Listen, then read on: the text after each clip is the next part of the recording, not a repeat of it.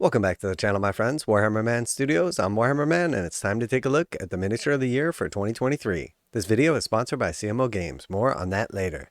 So you guys know what it is, brother versus brother. The votes are in, the die is cast, and it's time to announce the winner of Warhammer Miniature of the Year 2023 as chosen by you. And though we can all agree that the pugnacious Idoneth octopus Sephenir has been cruelly robbed of the top spot, the eventual winner has proven tough to determine with just 752 votes in. It's a true battle of the brothers. Wait, is that for real? Only 752 votes? That's crazy. Very cool little piece of art right here. Angron versus the lion. The voting process didn't look exactly as pictured above. We're doing battle with spreadsheets and online forums rather than divine heirlooms and warp-saturated brass. But the effect is the same. Only one brother can prevail. But before we reach the second battle of Wormwood, there are a few other fabulous miniatures for your consideration. We begin our roundup with a stalwart of Age of Sigmar returning on a glorious new ride. It's Ionis Cryptborn. Okay, so absolutely amazing model right there. Definitely a huge fan of Ionis. Next, we've got the Death Leaper. In 9th place is Death Leaper. Did anyone see this coming? Arguably the most extra tyrannid ever, spawned by the ineffable alien intellect of the hive mind. This beguiling bioform really cuts a dash. Yeah, really nice model here, the Death Leaper. All right, and then Vashtor the Archfane. Perfected biology not enough for you? Why not enhance it with some eye-catching infernal machinery? Yes, it's Abaddon's new best mate, Vashtor the Archfane. Pretty cool model. I'm not sure this makes my top 10, but I can understand this. Alright, and then Dante. Very nice. Even when crash landing into melee, the impractically armored Commander Dante of the Blood Angels looks fabulously elegant. Bet he doesn't have to clean the blood off his power armor himself afterwards. Man, this was a perfect example, too, of just an amazing model that the hype got killed on because of the leaked pictures ahead of time. All right, and then moving on here, Talia Vedra, the Lioness of the Parch.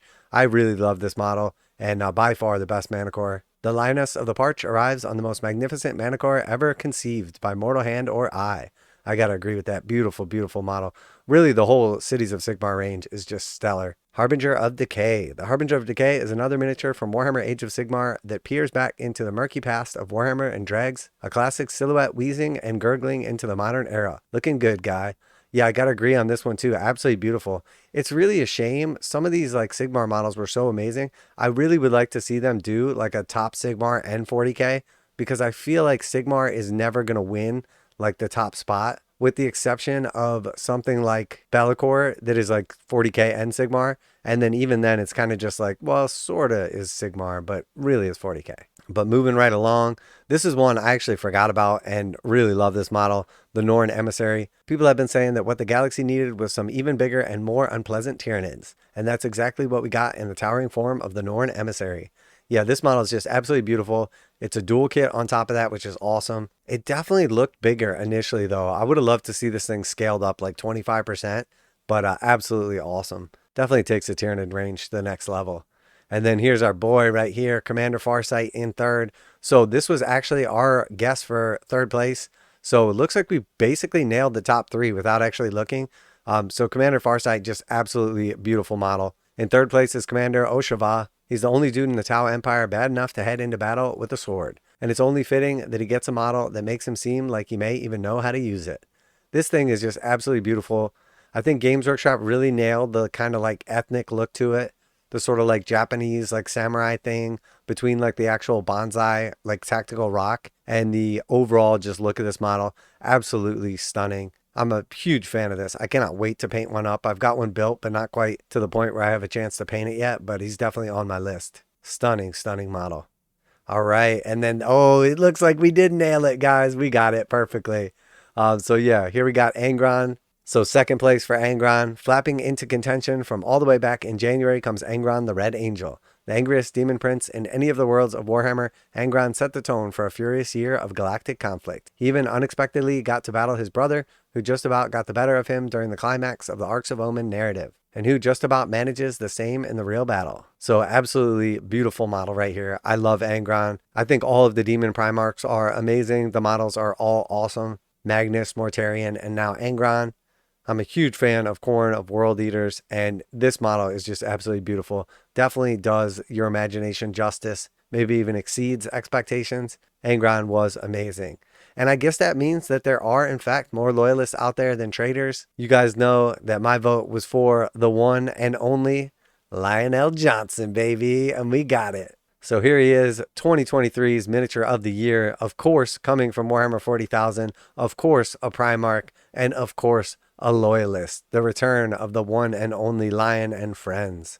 Absolutely amazing model right here. Multiple head options, Watchers in the Dark, sick tactical base, just absolutely crushes it with this model. Yep, it's Lionel Johnson, the return Primarch of the First Legion, a powerhouse of combat and chivalry, a magisterial presence on any shelf. Having defeated Angron through superior acumen in battle and a handful of votes, he's a worthy victor as Warhammer Miniature of the Year 2023 for Caliban. So yeah, I mean, we can't gloat too much here. I think it was pretty obvious what the top few miniatures were going to be.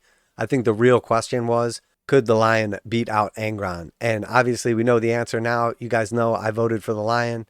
I'm assuming you all voted for the Lion as well, and that's why he won. So congratulations to us all. Angron is definitely sick. I think realistically though, unbiased, if you're putting the Lion up next to Angron, I really don't know who wins this one. I think the Lion is absolutely amazing, but I think the Demon Primarchs are just so extra that it's hard to think without like the bias of the Loyalists, without the bias of Space Marine players, that the Lion necessarily would win. And I don't mean to take anything away from him. Obviously, I love the Lion. Obviously, he got my vote, but I mean, I'm not a dirty trader either, so. Now a quick message from today's sponsor. CMO Games has been selling Games Workshop products online for over 20 years. They carry the full line of Games Workshop products, including Warhammer 40,000, Age of Sigmar, Necromunda, Blood Bowl, paint tools, and more. Almost all Games Workshop products are priced at 15% off MSRP. CMO Games takes pre-orders for most Games Workshop products released at their earliest date possible. 12:01 a.m. on Saturday, they go live. Most of these pre-order products are also priced at 15% off MSRP. CMO Games offer free shipping in the US 48 with an order of $50 or more. Their customer service is top-notch and they ship most orders within 24 hours. Visit CMOGames.com using the affiliate link in the description and let them know that you heard about CMO Games from Warhammer Man. Now back to the video. So I am curious though what they meant at the beginning there. There's no way there was only like 700 votes. I mean, of all the community, of all the like hundreds of thousands of people that watch the videos, the millions of people that watch their like cool trailer like videos, there's no way there was only like 700 votes. I mean, that's insane. Yeah, I don't know. That seems like really low to me. I mean, I know most of you guys, I had like thousands of views on my video.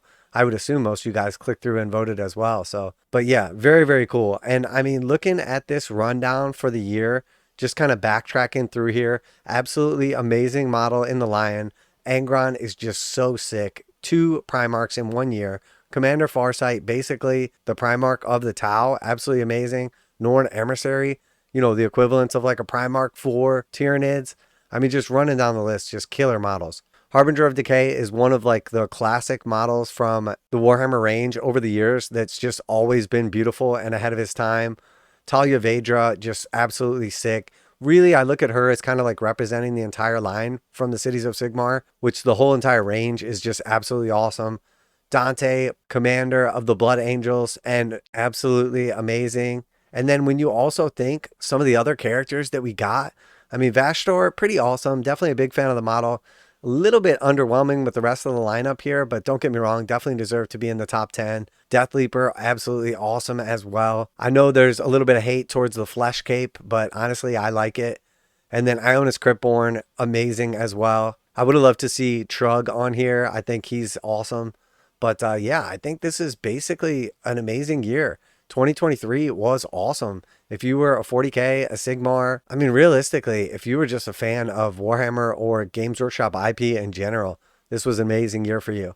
I think maybe the one that I'm kind of surprised that didn't make it is Fulgrim. Possibly because he's made in resin, possibly because those wings were like super lazy, but a little surprised to not see Fulgrim on here. I think realistically, the Deathleaper is amazing. Vashtor is pretty cool.